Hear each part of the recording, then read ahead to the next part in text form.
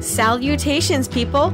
Welcome to Page 3 Killers, Murders That Went Unnoticed, a podcast where we dive into the murder cases that went unnoticed by our nation's newspapers. Hi, Shay. Hey, John. Hi, people. Hi, guys. Welcome back. Welcome to episode 7, Page 3 Killers. No. I'm sorry. Welcome to episode 11 of Page 3 Killers. 7-11, people. Yes, we are on episode 11 today. Oh my gosh. Our second episode in the double digits. You'd think if after 3 months I'd figure out what episode we're doing. It's okay, babe. It's been a long week for everyone. I'm sure they understand. This week's episode is a cool one. I think it'll be really interesting once we dig into the details of everything. Well, you said this guy reminds you of me. Yes. This guy reminds you of me. Yeah, the fact that he was a libertarian, not a fan of police officers, and he was apparently very sarcastic. I don't know what you're talking about. Babe, those are your 3 defining features. your sarcasm and wit, your anti-police posts. I don't post anti-police Well, you stuff. like to watch anti-police videos, so. But yeah. This guy, his name is Matthew Riehl, and this takes place in Douglas County in Colorado. But before we go too far into this case, let's talk about our drink special for today. All right, let's do it.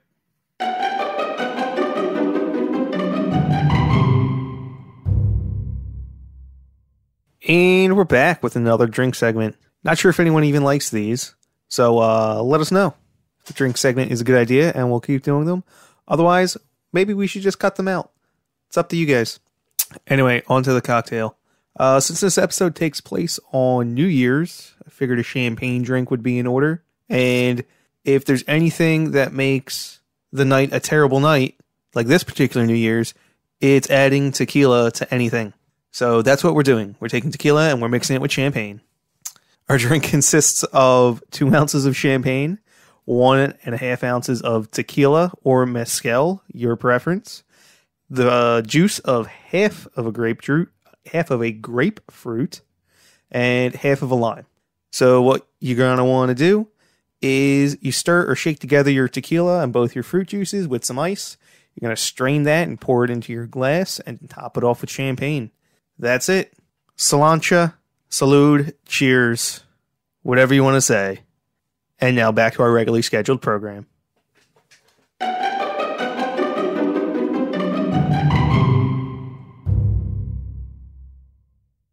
Awesome. So we're back now. So usually we move right into the news at this point. So let's take it away with some news.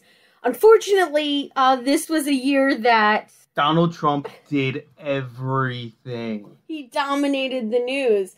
Everything that I looked at had Donald J. Trump written all over it. And this was a year after his election. Yeah. So he, back in the January of that year, he took office. So this was his first year in office.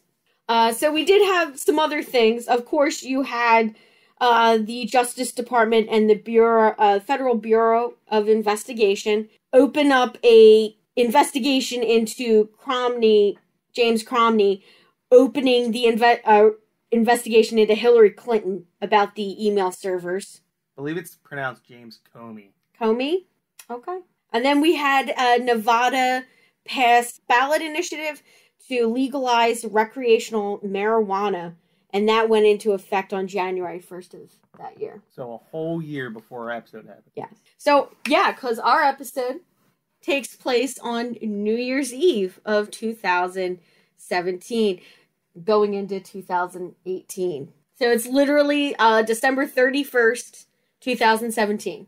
Which is the other big news things that we had was, this one here is closer to our news event. So we had California had issued a state of emergency due to those big wildfires. Yeah, but they always have wildfires. Yeah, but this one here was huge. It caused them to have to evacuate 200,000 people from their homes and businesses. Oh, yeah, that was like down near San Diego, right? Yeah, it was huge. I remember that. At the same time, you know, as this case, you had Donald Trump in an infamous Twitter tweet said that his nuclear button was much bigger and more powerful than North Korea Kim Jong-un's nuclear button. See, that doesn't make any sense. Is it really a button? I have no idea. I don't, like, there's probably, like, a half a dozen people on Earth who knows if it's a button. Yeah. Well, he said it was a button, so. It's because it's Donald J. Trump. Do you think they just told him it was the button? just to... He probably had, like, a fake button. Like a, like one of those the Staples buttons? Yeah. Wow, that was so easy. You press it. He's like, I didn't see anything launched. Is it working? In that year, we also competed in the Winter Olympics in South Korea, where we took 9 gold, 8 silver, and 6 bronze in the Olympic Games. I'm going to make funny a little bit. What city was the Olympics in? Go ahead and just try and read that off the page. I hate Pyeongchang. Oh, that's close enough. Yeah. Oh, okay. Yeah, no, Pyeongchang. Pyeongchang. Yeah. I really don't like you, babe. Donald Trump also at this time ordered targeted strikes in Syria in retaliation for suspecting chemical weapons. Oh, yeah, this is, the Syria. Syria always has chemical weapons, supposedly. Yeah. Oh, well, they use them on their own people, right? Then we also had the investigation into the Russian cyber attack in 2016. This was just the Russian cyber attack. Basically, they bought a bunch of YouTube ads. Oh, really? That's what they were investigating, yeah. Trying to influence the election. Turns out they probably bought more ads for Hillary Clinton. This would not be a Page 3 Killers episode if we didn't talk about the dark side of 2017 into 2018. It was all Trump again. Yeah, so we have Dylan Roof, who was convicted of that 2015 Charleston church shooting, was sentenced to death. And in fact, he is the first person in U.S. to face execution for federal hate crimes. So remember that. He didn't get executed for killing 15 people. He got executed for killing 15 black people. Yeah, so it was, they marked it as a hate crime. I mean, it was a murder of 15 people, so it should have been death penalty anyway, in my opinion. I may be wrong about the 15 people, but I know it's around there, like 14, 16. And then on December 11th of that year, we had a man who was arrested after an explosion at New York's Port Authority bus terminal, and Mayor Bill de Blasio said that it was an attempted terrorist attack. Like, I kind of remember this. I cannot remember. I don't remember it at all. What it was about. I mean, in between Donald Trump things, I think they let a lot slide news-wise. This was a big deal, apparently, but I never heard of it. Like our case. Exactly like our case. No, I remember hearing about this. Like, it was a big deal at the time. The next one is the one that I heard about, because I was at work when I heard about this, and they locked our building down, and I'm like, I don't even know why you're locking our building down. I mean, this is... Oh, this is the YouTube shooting. Yeah, the YouTube shooting, where a woman went in and shot 3 people, and then herself in California at the YouTube headquarters. She was a super vegan, and she had a weird YouTube channel. Yeah? Oh, yeah, like, all kinds of crazy stuff in there. But anyway, she was a vegan, but she was, like, a vegan activist, and YouTube had, like, censored her over some things, and she just, like, lost it. Wow. Don't worry, YouTube, we're not gonna lose it. YouTube doesn't care about us. We're a podcast. That's true. So following that shooting, we have another shooting at a high school in Parkland, Florida, and that's the one that resulted in 17 deaths, and was the deadliest school shooting in United States history, surpassing the 1999 Columbine High School massacre. Which I don't know how I feel about that. I don't feel like it was more powerful than Columbine. I mean, Columbine was like the first major shooting like in U.S. history. I feel that one was way more powerful. That's not true at all. There were plenty of school shootings before. That was the first one that kind of caught the country's attention. Yeah, because of the news and it's if it bleeds, it leads kind of mentality. Well, it was also giving credence to like the whole Marilyn Manson. Like the type of people who committed it were the type of people that like the media was trying to silence. You know, not silence, but like there's. I mean, this brings in like the satanic panic of like the exactly you know late 80s, early 90s. Whereas the Marjorie Stoneman Douglas High School, it was a little different. That became all about gun control. Yeah, I guess they have to push an agenda with it, so that was the agenda, gun control. Yeah, it's always the agenda nowadays. Yeah. I'm just saying, there's good people with guns that take out bad people with guns. It's how it works. But when you say the only people you want to have guns are police officers, that's a bad idea. But we're not talking about gun reform here, so... This is not a political podcast. No. We talk about killing people. Now, the next one is like the best one on here. The next one happens in Nashville, Tennessee. A naked guy with a gun runs into a Waffle House and shoots 4 people and is captured the next day after a manhunt. You're way too excited about this. It's a Waffle House. I hate Waffle Houses, so it just lends credence to my belief. Because you're wrong. There is literally nothing better on this planet at 2 o'clock in the morning than a Waffle House. You know what? I really don't think Waffle House is that good. I'm sorry. Don't apologize. Be better. So the last news case I have is right out of California. So we have Joseph James DeAngelo, who is suspected as the Golden State Killer, who was a serial murder and rapist from like this, I believe it was the 70s.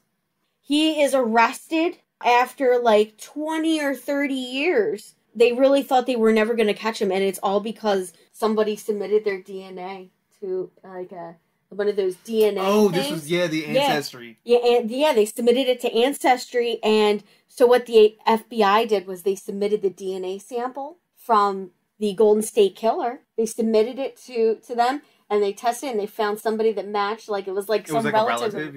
Yeah, some relative of his, it was like a familial match. So it was either like a brother or sister or something. And so it came back to him. That's crazy. Just saying. What the FBI doing? They were just casually like, I wonder if he was Italian. Yeah, maybe. Well, this is out in like California, right? Yeah, it's out in California. Who settled out in California? I don't know. But yeah, it's a really interesting case on how they used DNA, which is amazing because they thought that case would never get solved. One more reason for me never to submit my DNA to anybody.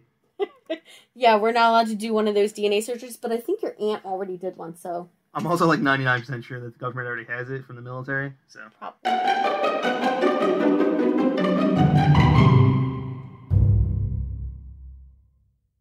Let's get into our case for tonight. So this whole thing is on body cam footage that was released by the police. I watched an episode on ID channel, body cam footage from police officers, that it was literally just a half hour about this case. And it was like all of the body cam footage. Wasn't it also live streamed on Periscope? Yeah, was that it, Periscope? Yeah.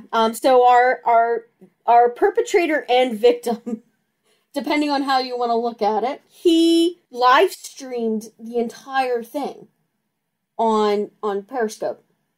And I believe it got posted up to Facebook and something else. But it was crazy.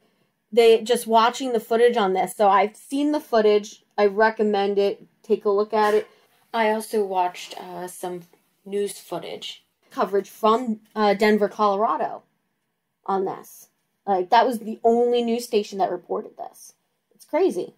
So this all starts off with one 911 call in Colorado. And that is on December 31st, 2017. And it is a call made by Matthew Riehl regarding an altercation that he had with his roommate at the Colorado Copper Canyons apartment complex. Wait, so he calls the cops first? Yes, he called the cops. Yeah, he called them and said that him and his roommate were in an argument and that he showed a laser in his roommate's eye, and he was calling 911 to like get somebody to come out and check on him because he didn't want to hurt his roommate. Wait, so was this all a setup? Did he just say something to get the cops to come out? I feel like that's what it started off as, but more officers arrived than what he thought, and his roommate hadn't left for work yet. They show up. It is 3 officers show up because Matthew admits that he had weapons, that he had guns on the premises, so they went out with caution. They knew that he was an Iraq war veteran, that he had post-traumatic stress disorder, so he had some mental disorders. Seems to be a theme with some of our episodes. Yes. And he told the 911 operator, and you can actually, I'm not sure if you can find it, but somebody did say that they were able to find his 911 call online. Yeah, they're all saved. Yeah, you can always FOIA request it. Yeah. So in his 911 call, he told the operator, this guy invited me to his house to kind of move in, and he totally freaked out on me. He kept coming at me. I feared for my health and safety. So while he's on this phone call, he's live streaming the entire conversation. Because he was acting erratically, he admitted that he had weapons. The 911 operator flagged it as a possible hazard, as a hazard hit. So the officers went out there with caution, and those officers were Deputy Zachary Parrish from the Douglas County Sheriff's Office, Deputy Taylor Davis, and I think that's Corporal Coleman. That's correct. Yes, Corporal Coleman. What's really crazy is you got a ton of statements from everybody on news, body cam footage, and you can really see all of this happening, like just playing out exactly like this. So it's crazy. Now, in a statement made by Deputy Taylor Davis after the entire thing occurred, she said that at the apartment that Riehl was staying at, it was fairly calm at that point, and I believed the caller was aired as a disturbance between 2 roommates. So the call came through as a dispute between 2 roommates, but everything was calm at that time.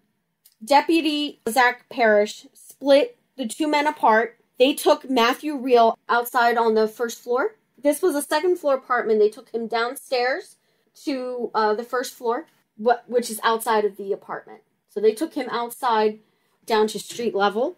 Yeah, they just want to get the 2 people away from each other, both sides of the story. Yeah, and get both sides of the story. They began to talk with each other. Now, Deputy Parrish, he stayed upstairs with the roommate. His name was Matthew Thompson. So, not to get confused, I will refer to Riehl's roommate as Thompson, not Matthew, because they're both named Matthew. And I don't want to get confused. Okay? Okay. Deputy Parrish remained upstairs with Thompson and was asking him questions about what occurred earlier in that evening. In Deputy Parrish's body cam footage, you can hear him ask a series of questions, and those are as follows. What is he, referring to Riehl, upset? Basically, what is he upset about? Is he on anything? Does he have any mental disabilities? And Thompson replied that not that he knows of to these. So he doesn't know if the guy's on drugs. He doesn't know if he has any mental issues. He was just trying to help somebody out from his job. He was wrong. He was wrong? Yes. Really? How so? Well, he clearly had mental issues, these disturbances. Yeah, well, he said he didn't know if he had any. He said, I don't know if he has any. Like, yeah, he was wrong. Yes, he was, yes, emphatically wrong. Parrish then tells Thompson that he's going to take down, since there doesn't seem to be a problem right now, he's going to record his name and then he leaves. He's going to leave, you know? They're having this conversation. At the same time, Corporal Coleman downstairs with Matthew is not having nearly as much success at finding out what's going on. In fact, Matthew Riehl starts to get very argumentative with Corporal Coleman and starts refusing to give his ID, even though he's the one that made the initial 911 call. He's like, I'm not giving you my name, like, and just starts going nuts. When he's questioned about his relationship with Thompson, he lies and says that he's in a domestic relationship with Thompson. Wait, so he said he's sleeping with the guy? Yeah, he says that they have 2 separate bedrooms that, like... But they're not even roommates, right? They're not even roommates. Like this. He was just over helping them move in. Well, no. So he was staying there temporarily. Okay. So Thompson invited Matthew Riehl to stay with him because he didn't have anywhere to go. He got kicked out of his last place, so he didn't have a home to go to. He said, hey, listen, man, I have an extra room. You can come stay with me for a couple of days till you find a new place. Thompson says, you know, when he's questioned, like, he's saying that you guys are in a relationship. Is that true? He denies it. He's like, no, we're not in a relationship. He's like, he's just somebody I know from work, and I felt bad for him, so I let him come crash at my place until he can get a new place. Now, at this point, Matthew Riehl starts shouting, assault, assault, assault, and liar to the police officers. So Corporal Coleman, he's like, okay, I'm not going to play around with this.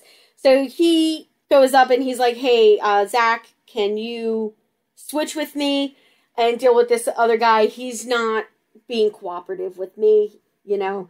So Deputy Parrish goes downstairs and Corporal Coleman finishes the conversation with Thompson.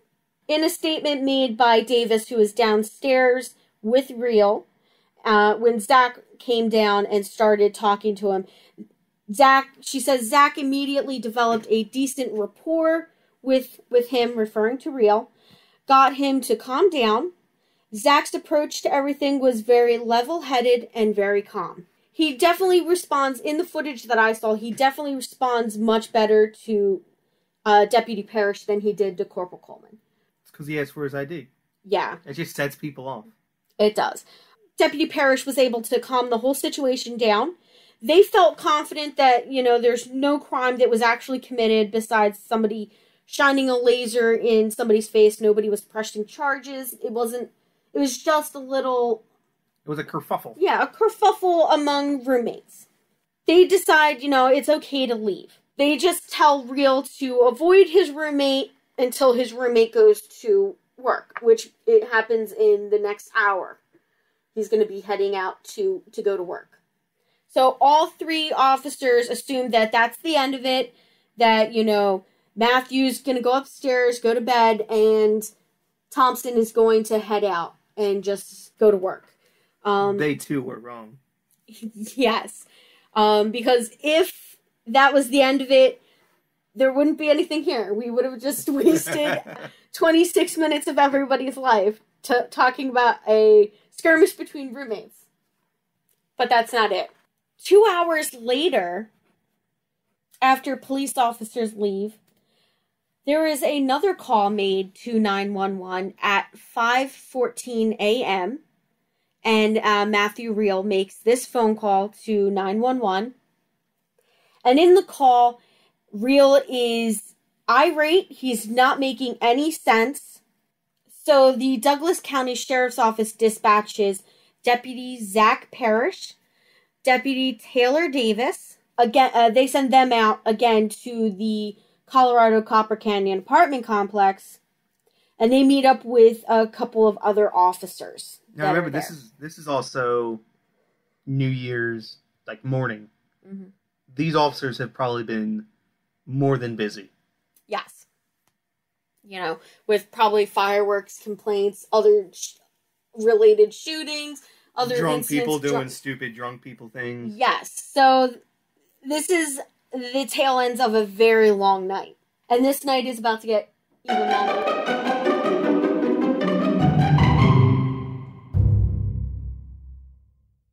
So they show up at this apartment again. I believe it's a total of 4 or 5 officers. Parrish takes the lead since he was able to, in that last altercation with Riehl, was able to make a rapport. So he decides that he's going to take lead on this, and they all agree. So Parrish goes up, knocks on the door, and kept repeating to Riehl that he was there. So Deputy Taylor Davis, I believe it was in a quote that she gave to ABC News, she said that he was saying, it's me, Zach. It's me, Zach. Hey, Zach from earlier. We were here. Like, hey. Parrish told him, hey, open up the door. We don't have any guns out. It's safe to open up the door. So Riehl opens the door slightly, and you can see him holding up his phone, and he's recording them. Deputy Taylor Davis said, that happens a lot in Colorado. She's like, it's kind of a thing that everybody does is record the police because they like to. As they should. So she's like, we didn't handle anything any different than how they normally would with a case like this. So Riehl tells them that he wants to file a domestic restraining order against his roommate. And in an interview that Davis gave, she said, and then, I don't know, something just switched, and he just slammed the door in our face and locked it again, basically. And then Riehl starts yelling through the door, and they couldn't really understand what he was saying. And Parrish turns and mentions to everybody, hey, maybe we should take him in for an M1 hold. Which, in case you guys don't know, it is a mental health hold that law enforcement is authorized to do for 72 hours. Even involuntary, if they perceive a person as exhibiting behavior in which they might be dangerous to themselves or others. He hears them through the door talking about, taking him in for an M1 hold. Parrish and Davis link up with the other officers there, which was Sergeant David Bayer, Deputy Michael Doyle, and Deputy Jeff Peel. And they sort of start planning how to handle this, how to make sure that nobody gets hurt and to try to take him out of there peacefully and get him some mental help. Now, isn't he alone at this point? He is alone in the apartment at this time. Okay. His roommate has left and gone to work. He is in the apartment alone. Sergeant Bayer says that we had designated roles so everybody knows what they were doing when they were going into the scene. We were going to put him in a protective custody and get him to a mental health facility. So this is the order that they took when they went back up. So Davis was in the front with a shield. Parrish was at her back with a sidearm at the ready. Doyle took up the third behind Parrish with his gun ready. And then Sergeant Bayer and Peel were behind them, hands ready to help restrain Riehl once they were able to subdue him. Once they entered, that plan fell apart. It just did not work, okay? Once they breached that front door, they start seeing that Riehl has trashed the apartment. He has created barricades to keep people out. It's crazy.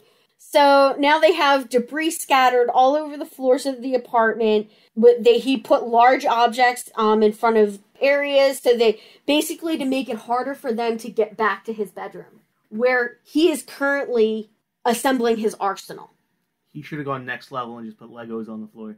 That probably would have done the job too. Oh, well, they're not barefoot, so I guess it's not that bad. Yeah. Or like Matchbox cars, so they slip and fall. Yeah. Go all Home Alone on them. Parrish and Davis ask Riehl to come out, and Parrish then whispers to the team, let's go ahead and kick the door because he's not going to come out.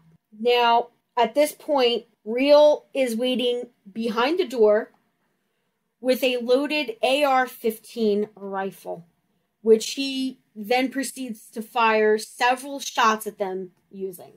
I feel like they just... Their first mistake was even trying to go in. Because what happens if they just leave him alone?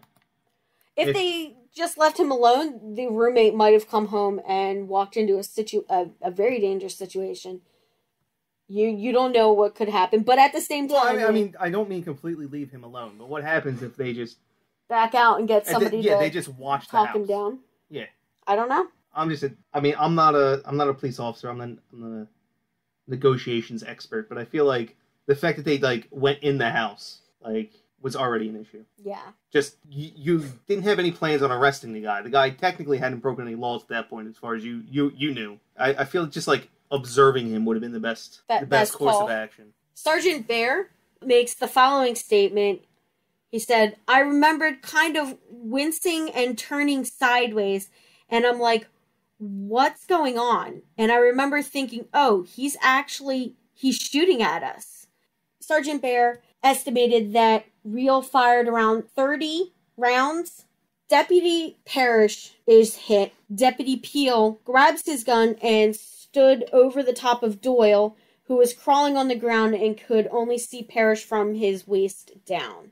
Doyle grabbed Deputy Parrish's right boot and is able to pull him about 2 or 3 feet before the next series of bullets are fired at them. At this time, Peel is struck. A bullet entered just over his vest under his armpit. Doyle at this time is also injured. Everybody seems to be hit except for Davis, I believe, at this point. Sergeant Bayer began to administer aid to Doyle, who was trying to help Peel at the same time. So they're all trying to help each other, like, because they've all been hit, they're all injured. And at that point, they realize that Deputy Davis is missing. She is not with them. She's being held hostage? Is that... No. No? Wait, we'll get to it. She deuced out? No. So she basically, I was going to talk about this later on, but she basically, as soon as she heard the first round, she, like, rolled into the roommate's bedroom to evade bullets coming at them, and she took up a position in that bedroom that was safe for her, and she was preparing for, I guess, an all-out assault on them. Yeah. So... And she done brought a pistol to a rifle fight. Yeah. They realize that Davis is missing. Peel says in a quote, he said, "We didn't know where she was, but at that point, that's when I could tell I'm not good. Like, my lungs collapsed and I was gurgling blood." So he had a punctured lung. He was not in a good situation. Riehl started firing again on them for a third time. Davis is left all alone in the apartment with Riehl, basically, and she is outgunned. When the gunfire started again, she had ran for the roommate's room for cover, and she prepared for a gun battle with Matthew Riehl. Once she got into the bedroom, it being on the second story, she's like, "I didn't even think," okay? So here's her quote. She says, "Once I was inside the bedroom, I saw a window, and I didn't have this thought process consciously, but I think my body knew that, odds of surviving again inside the apartment were not great. Going out the window was my best odds. So I broke the window and proceeded to jump out." So it's like the Lord of the Rings quote. What's the Lord of the Rings quote? I'm going to mess it up, but it's certain death, small chance of success. Yes. What are we waiting for? I think that's what he said. And, like, that accent was horrendous. Oh, God. Yeah, so she decides she's going to go out the window. And as she jumps, Riehl sees her and starts firing bullets at her. And he hits her. Now they're all downstairs. And Davis rejoins them. So they're like, "Oh, my gosh, yes, thank God." because she is the only woman in that group. You know, they sort of felt like, oh my gosh, we can't leave her up there. Peel says, that was one of the best things I have ever seen, is her running up saying, it's Taylor. So they were just really glad that she was not in there. This is when they realized that she wasn't the only person missing. Zachary Parrish is missing as well. And he was hit, and he is still upstairs in the apartment. What they don't realize is that they left Parrish up there, and now Matthew Riehl has Deputy Parrish's radio. So he can hear everything that's going on. He can hear everything that's going on outside. And then they realized that he's got cameras outside. He put up cameras so that he could watch what was going on outside. It's crazy. This was insane, this entire thing. I feel like part of it was planned out, but I feel like this was like a militarized action. He was prepared for this. Like, he was so prepared. Like they said, this was, I feel like this was just a complete setup from the beginning. Yeah. Like, I wonder how far deep this goes. Like, does he call them in the first place to, like, get their minds at ease, thinking that it's just a domestic disturbance, and so that the next time they come out, they're just, they're slightly less prepared? Yeah. Like, because, we've already dealt with this tonight, this isn't gonna, you know. Yeah. Davis gets on, she makes the call for medical assistance on her radio. So, you know, you have more police coming, ambulances coming. They were still trying to raise Parrish on his radio. And Matthew at this time is still shooting. He's just firing bullets. Not at anyone in particular. They're all covered, like they're not in the way of any bullet fire or anything. He just keeps firing rounds.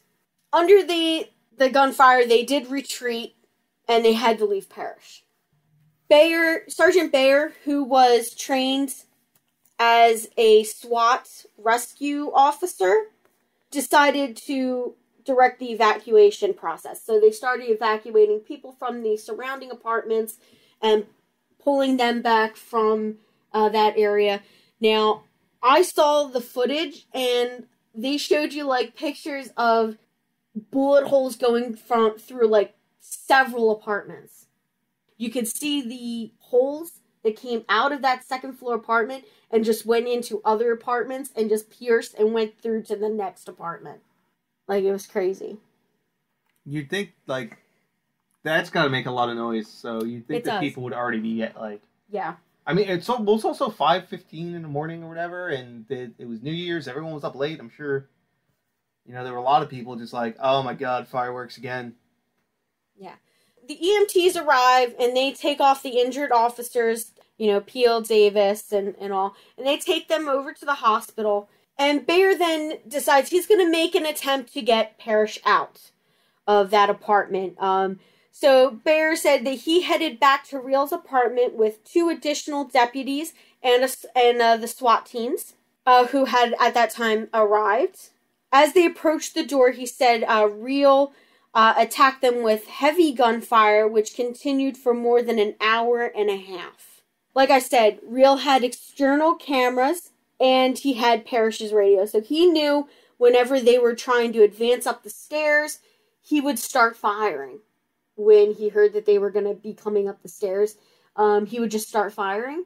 So then they realized that, so they had to switch their channeling for their radios. So they changed channels so that he wouldn't be able to hear them and know what they were doing. So then he would only have the camera, and, you know, hopefully they could, you know, mess with him a little bit so that he didn't notice when they were trying to get up there. They also started taking up positions in surrounding apartments, trying to get a good angle to see if they could get a sniper in to sort of take out Matthew, because they're obviously not able to get into that apartment. They do come up with a plan. Finally, a SWAT team is able to make entry in through the front door. They are able to pull Deputy Parrish out of the apartment. And the other officers engage the suspect, which is Matthew Riehl.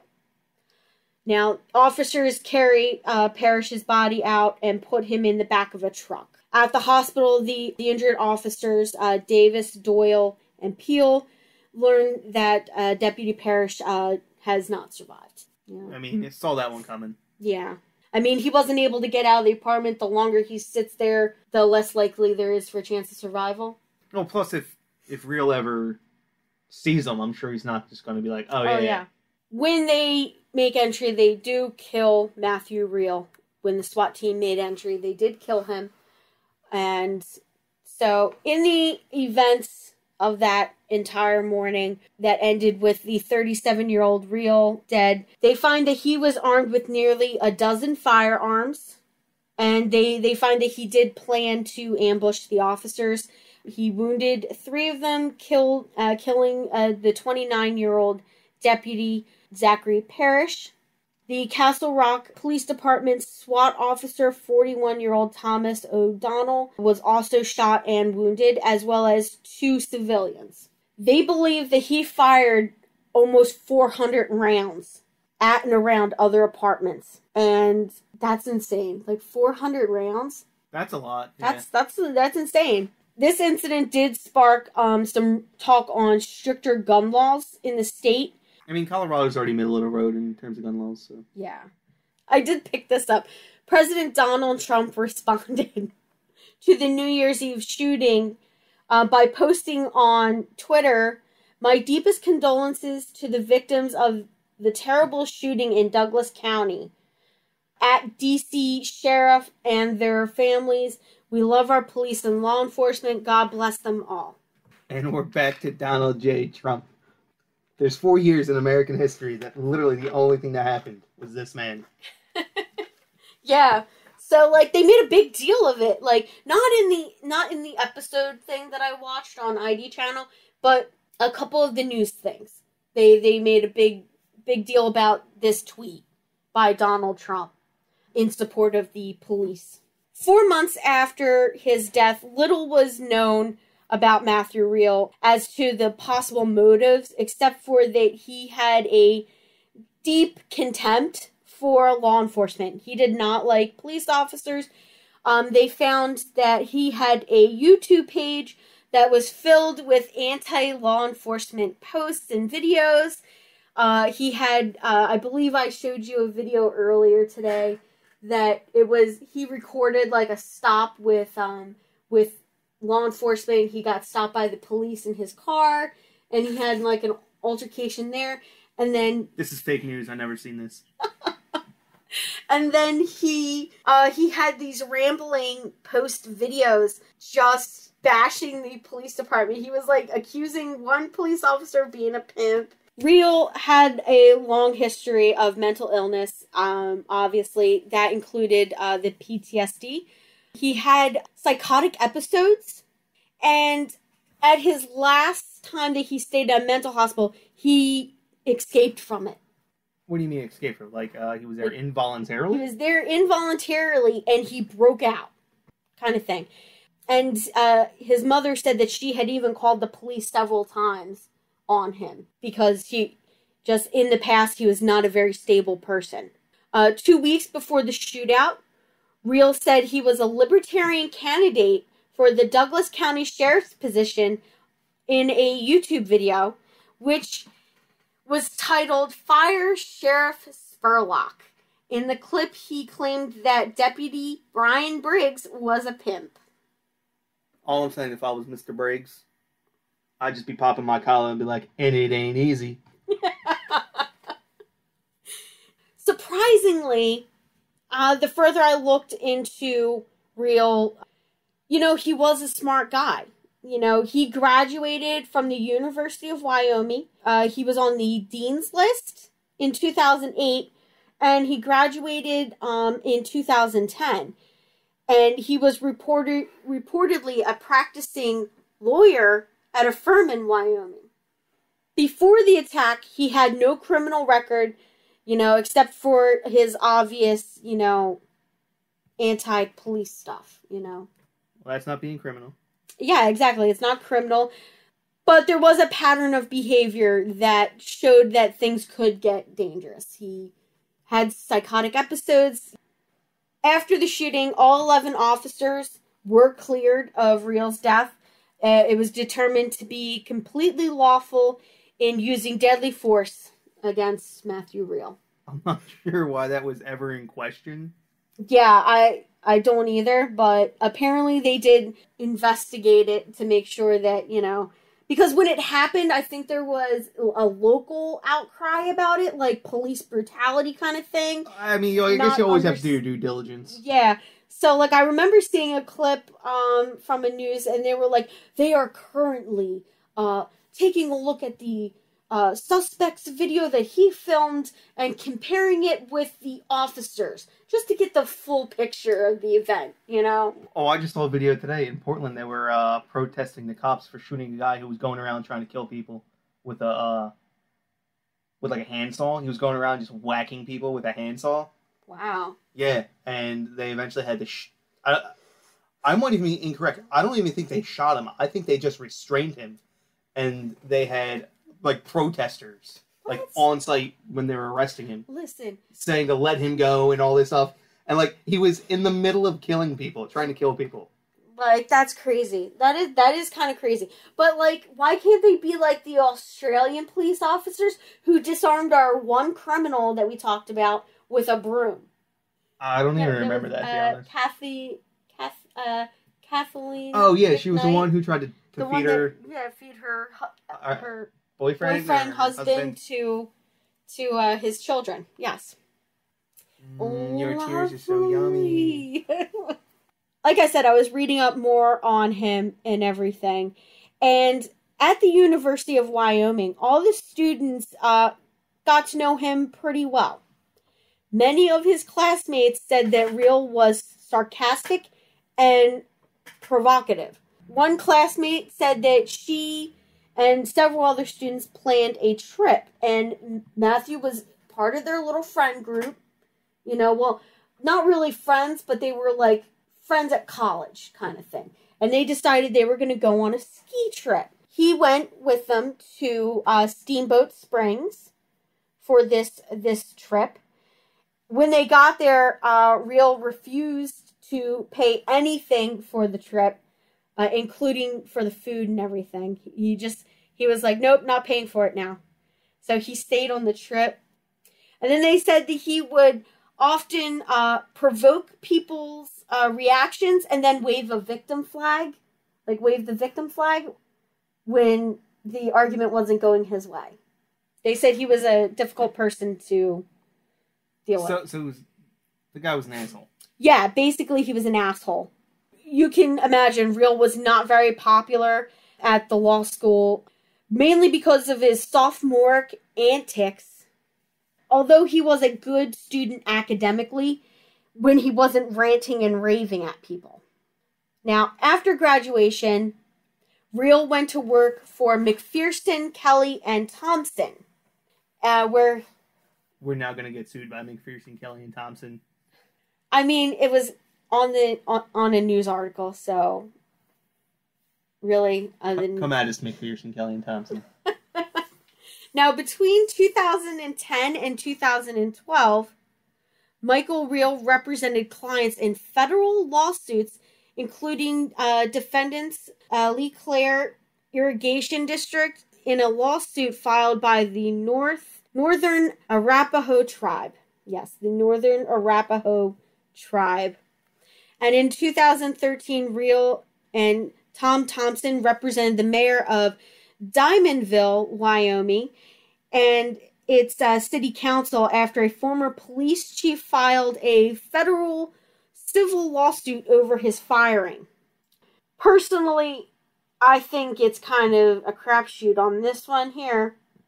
The former chief was Jimmy Hain, and he said that he was basically fired because he got sick with cancer. That's why they fired him. But it looks like Riehl and McPherson, Kelly, and Thompson, they did their job, and basically the case got dismissed. So it seems like he's a pretty good lawyer. Yeah, so he was a pretty good practicing lawyer, Before that case was decided, though, the decision was made, and they fired Riehl, basically. He left. His former fellow law students at UW said Riehl struggled as an attorney in part because he was using methamphetamines, obviously. So the guy's a crackhead on top of all this. Yeah.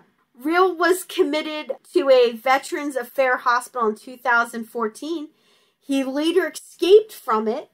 See, that explains everything when you said he escaped from the hospital. It's because of VA hospital. Yeah. They don't count.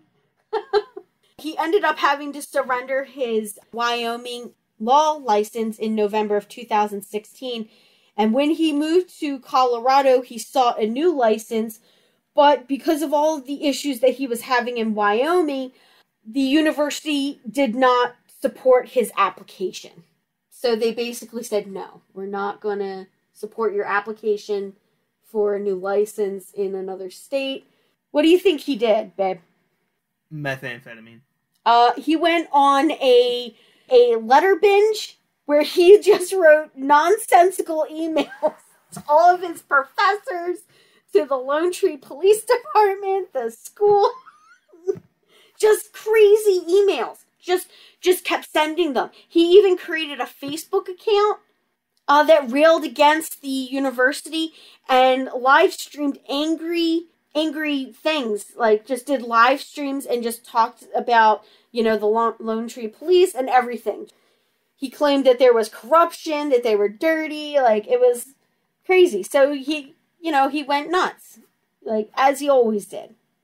And one of his classmates, who went by the name Oakley, said, I was surprised to hear so many of basically their fellow students say that if any of them was going to do something like this, that it would be Riehl. So he thought he was an okay guy.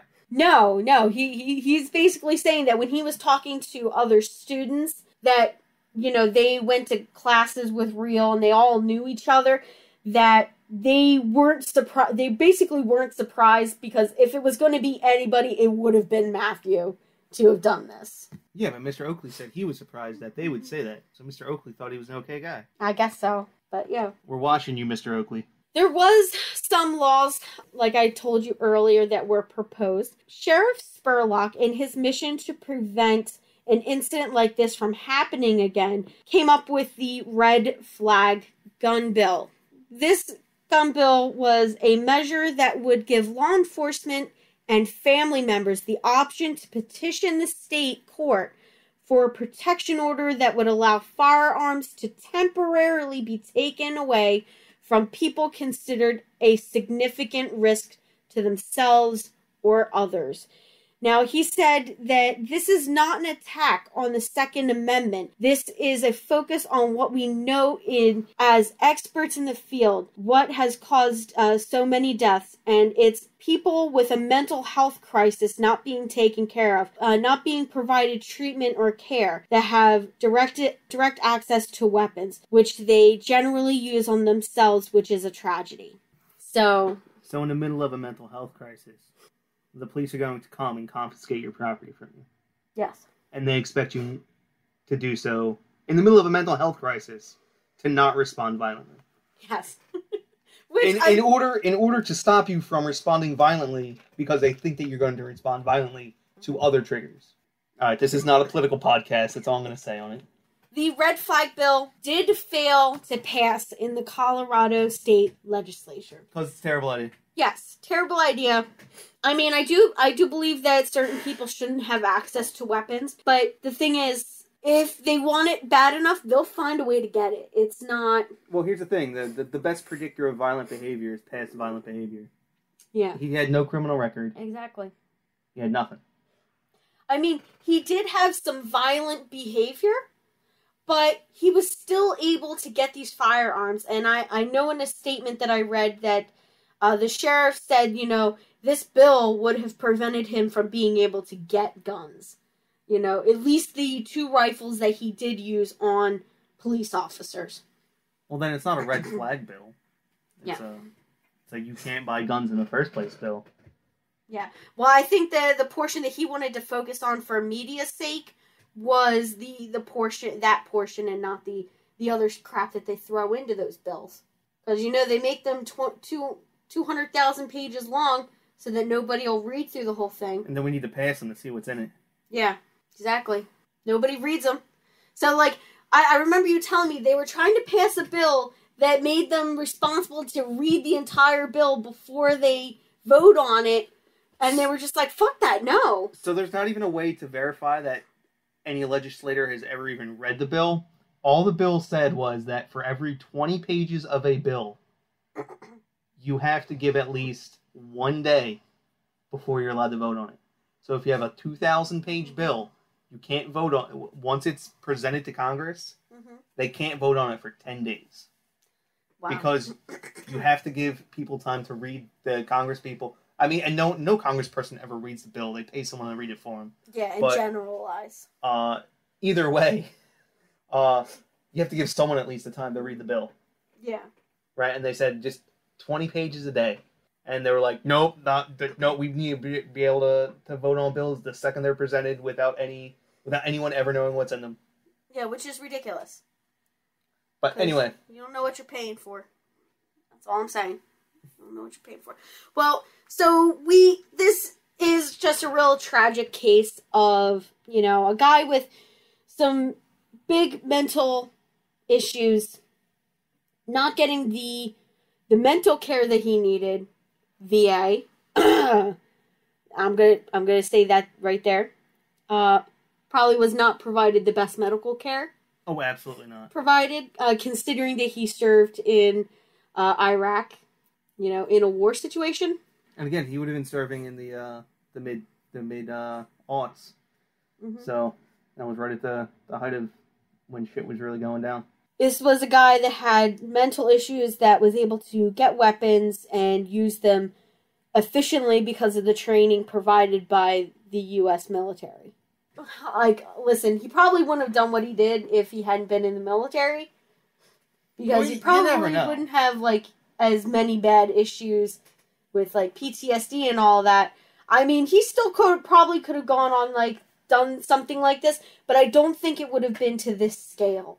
I don't think he would have been as prepared for the officers as he was. Because, like I said, I felt it was very militarized how he set up the apartment. He certainly was aware of tactics. Yeah. So he definitely had, a plan, how to slow them down, making entry, just to delay them long enough for him to be ready.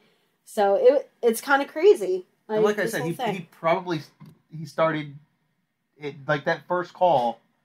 His intention was to put the officers more at ease, so they would be less prepared when they came. Yeah. Just it's sad. We do have, one dead, several people injured, all because this one person just couldn't get the mental help that he needed. Well, to be honest with you, it was probably available to him. He was a lawyer. I'm sure he was making good money if he wanted to. Yeah. He was also, a meth head, which I'm sure was probably almost, if not more responsible for. I'm pretty sure at the time of this, he was not a practicing lawyer. No, he had lost his year. He had lost it for about a year, a year and a half. Yeah. Prior, and I'm sure that only escalated his meth use. Yeah, and I mean that he was also very erratic anyway to begin with. And then, how much more of that is the drugs added on top of that? So remember that, kids. If you want to be a lawyer, you can also do meth at the same time. Not successfully, guys. Not successfully. That is it for Matthew Riehl. So, as always, guys, stay sexy and don't get murdered.